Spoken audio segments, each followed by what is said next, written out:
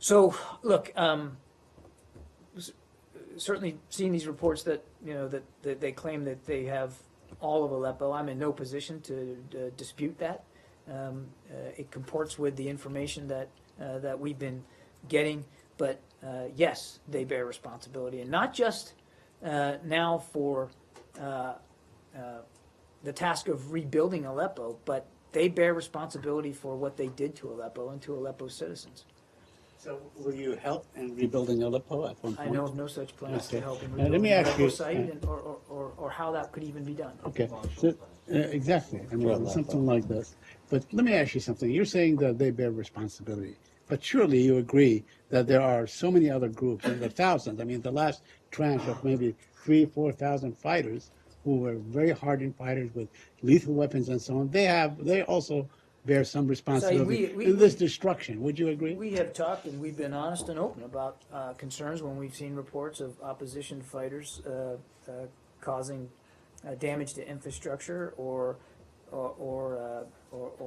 violating what little bit of cessations of hostilities we saw declared, and when we saw reports of them mistreating or firing on innocent people, we called it out.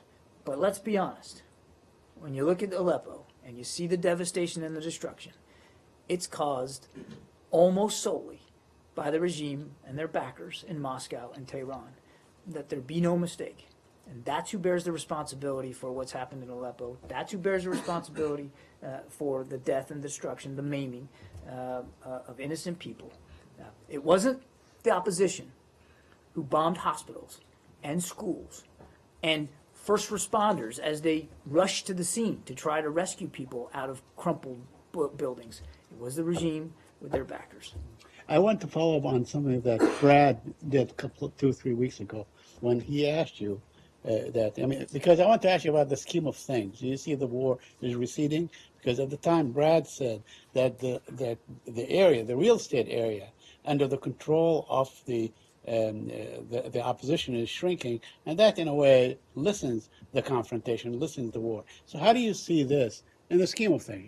The control over Aleppo. I don't remember the exact question. I'm sure that my answer was more eloquent than it'll probably be now. But what I said, what we have been saying, is that the fall of Aleppo, and we said this before it fell, it was not going to be an end of the war. That the opposition would keep fighting, that extremists would continue to be attracted to Syria, that more people would be flung into refugee status, and we have no indication that those things are not going to still happen. So our view is, and it's not just the United States, the international community, that what's happened in Aleppo is not going to bring this war closer to an end. It's going to go on.